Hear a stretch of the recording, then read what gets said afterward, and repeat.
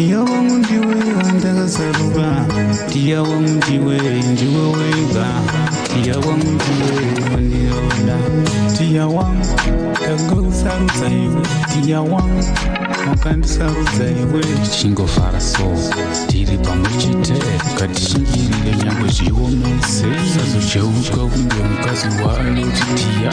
Tiri pamwe kwidza ngatisunge zisimbe, ngatishande pamwe chete kunge munju. Chakafukidza dzimba matenga, kuna musha sina nhamo, kuna musha sina ziwe. Changodiwa chete kuregererana, iwe wanditadzira ndokuregerera, ini ndakutadzira wondiregerera. Ramangwana redu rigova rakajeka. Tia wangu ndiwe wega, tia wangu ndiwe wandakazarura, tia wona, tia wewe, tia wona, tia wewe, tia wona, tia wewe.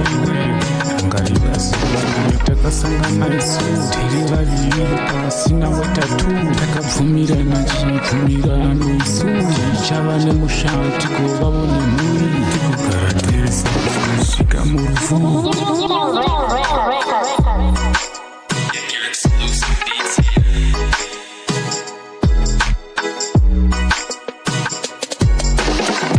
Tia wangu ndiwe uri pamoyo, tia wangu ndiwe wakandisarudza, tia wangu ndini ndakakusarudza iwe. Tia wangu, tia wona, tia wangu ndiwe, tia wangu, tia wangu ndiwe, tia wangu ndiwe wandakazarudza kuti uve mai vevana vangu.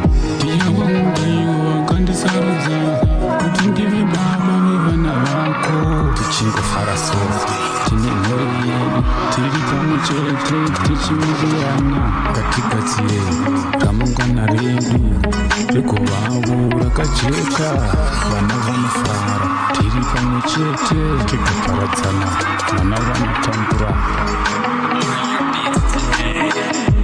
Tia wangu ndiwe wega, tia wangu ndiwe wakandisarura, tia wangu ndiwe wega, tia wangu ndiwe wandakazarura, tia wangu ndiwe, tia wangu ndiwe wakandisarudza iwe. Tia wangu ndini, tia wangu ndini ndakakusarudza iwe.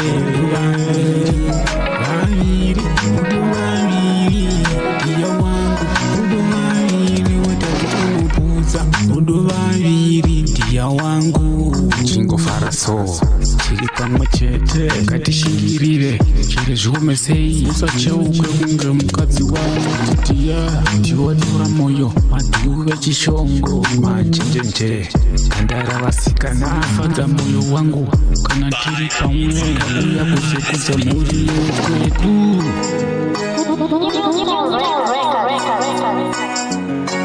Tia wangu ndiwe wakandisarudza, tia wangu ndiwe